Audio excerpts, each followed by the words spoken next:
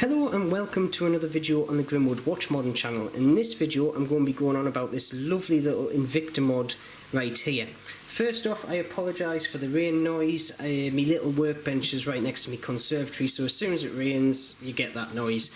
I find it like it's adding a bit of ambience to the video, put it that way. I just hope it's not going to annoy you too much, but do bear with me. Secondly, wristwatch check, and today I am wearing my little black SKX Monster, as I call it. Monster case and bezel, obviously in black, and I've mated that to a SKX 009 dial and hands. And just to give us winding and hacking, it's got a 4R36 movement in there. Great little watch. It kind of matches two greats into one, and I absolutely adore it. And I've got it on a little red and black NATO strap. However, getting onto this little watch right here, just to start with, this watch mod was never going to happen. This was the watch mod that shouldn't have been, but just happily kind of happened. And I'll go into explaining why in a second, but basically, in the world of watch modding, there's three big names. There's Seiko with the SKX, you've got Vostok, which is a watch I don't actually own, which I'm going to have to correct at some point, Amphibia, and then you've got the Invicta, mainly revolving around the 8926 case. Now, out of those three, basically Seiko and Invicta use Seiko movements, but there's a lot of hate for Invicta just because a lot of people class them as basically ripping off Rolex, which, to be honest, they do. It is heavily based around the Rolex, but how many Rolex homages there are out there, I don't think you should be able to hate. It's a good watch and you can pick them up cheap. This one in question I picked up for £37. I literally put a cheeky bid on eBay. I won it and I thought, right, I've got a working movement, I've got a set of Mercedes hands there, I've got a case I can use in the future, I'll stick it in my spare box. And I basically forgot about it for 3 months, it just sat there. Now, on the back of my stealth mod, I wanted to do like a yin-yang theme with an SKX. So I wanted me black SKX stealth and I wanted a light SKX. And I thought this dial will fit the purpose. I saw this dial and I thought, oh, I need to use that. This is a great project to put it in. I stuck it into an SKX case and I immediately thought, I don't like that. It's not the same as an SKX dial. It's not like yin and yang. So I thought, right, that's kind of that down the pan. I then literally was going through my box and I found this Invicta case and I thought, right, I'm going to just try it in there. So I took the movement out and I just literally placed the dial in the case and I thought, that's going to work and that's going to look quite nice. So that's where this project actually kicked off with. Didn't actually start off at all as being planned. So the first problem I had was the Invicta obviously has an NH35 movement, which is actually in that watch over here, which only has your date function. So I had to put in a movement which had day date, and in this case I have stuck in a true Seiko 4R36 movement. Might be a bit overkill, but it was one I had in the spares, it worked, and I thought, right, that gives us my day function. The other thing I had to do was change the day wheel because it was a 4 o'clock crown movement and obviously the day wheel wouldn't line up, so I've actually used a NH36 day wheel in there off the stock ones that you just get from China. And I absolutely love the Chinese day kind of symbols on it. I don't use the English on this watch, I use the Chinese one, and it's absolutely great. I think it just adds a little bit of kind of character to the watch. But just look at that dial, it just catches the light in so many ways. You've got purples, greens, blues, and depending on how bright the light is, it just switches colour. It plays with the light lovely. So with that all done, the next kind of quirk that I wanted to do was a set of skeletonized hands. Now I had a set of SKX hands just lying around, so I thought, right, I'm going to have a go. And all I did was I scratched off the back loom, which basically in these hands is stuck to the back of the watch. And a lot of people do it by mistake. When they drop the watch, it falls out and you get a skeletonized hand. I thought, I quite like the look of that, so I took that loom off, and now you've got a total unobstructed view of the dial through the hands, which I absolutely love. So you can even see the indices through it like there.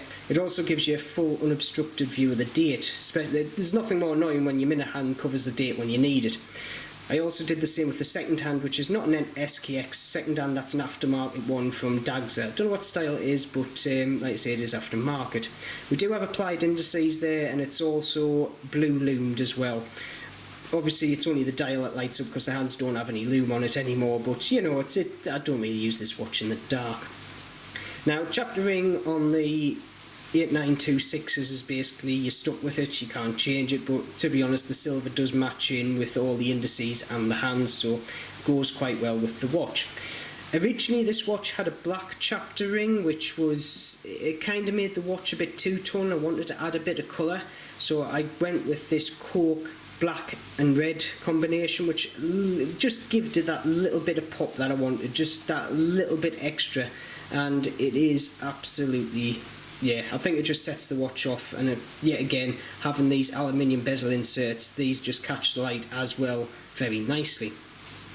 Now, a couple of things that I do not like about the Invicta, which I've corrected a few of them. One, Invicta comes with absolutely tons of branding. One is across here, you've got Invicta engraved just hugely across that side of the watch. I've ground this back. I haven't totally finished with the polishing yet, so it's still a tad bit rough as you can see, but I don't have an ugly Invicta logo on, so it looks tons better.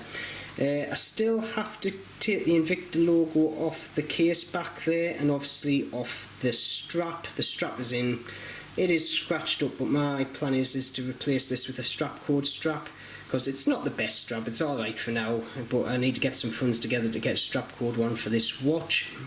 The other thing is this logo on the side here. I haven't took this off yet because it doesn't scream Invicta. It's just literally a cross. I know it's an Invicta cross, but it doesn't scream it, so I've left that on there until I can be bothered to actually take it off. Another thing I don't like about this watch is the scallop. Well, I like the scallop dial, however functionality wise it's absolutely shocking, because literally if I try and grab that, yeah, it's absolutely horrendous. Really, let's go on there. I think it needs a good clean out underneath, because when I did this watch I didn't actually take the bezel off, because you have to it's like got a bezel retaining ring on the inside, and it's a right pain to get to. Have I got that lined up? One more click. There we go.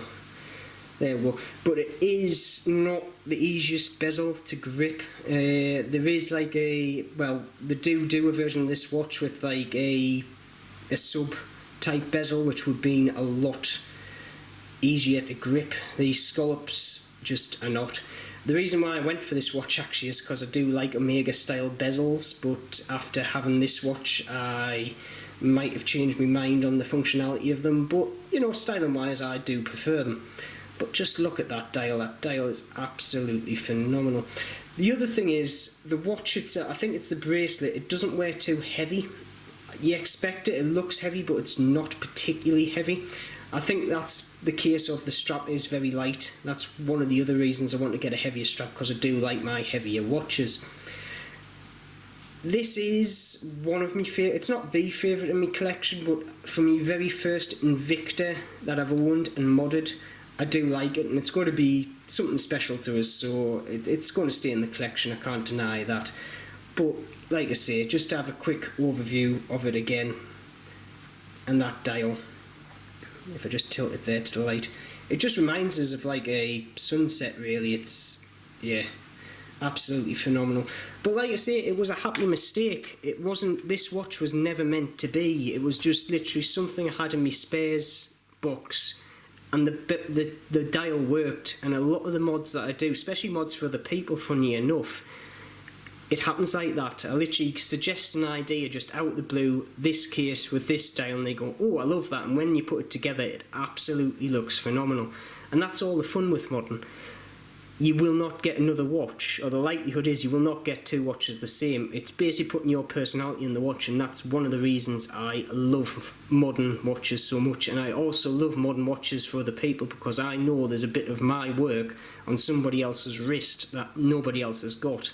And that's basically quite a nice feeling to have. But anyway, I'm going to end the video there. Please comment to say if you like this little Invicta mod. Do you like Invictas to start with? Because like I say, there's a lot of hate for Invictas out there. Part of me, I think Invictas out of the box, right, I can say that, because I don't personally like them out of the box. However, when you mod them to your own style, I think you can turn it into a very nice looking watch. Like I say, like and subscribe. There's going to be a lot more videos coming up. The next one I'm going to do is on this little NSK here, which I'm going to refer to that video as being a bit of an info video to a stepping stone of actually starting in watch modding, because I think this watch here, Not the SKX, but I think this one here is the best watch to get into watch modding initially, because you can do quite nice mods with this very easily, and we'll get onto that in the next video. But anyway, with that, I'm going to leave that video there. As always, keep safe, and I shall see you soon.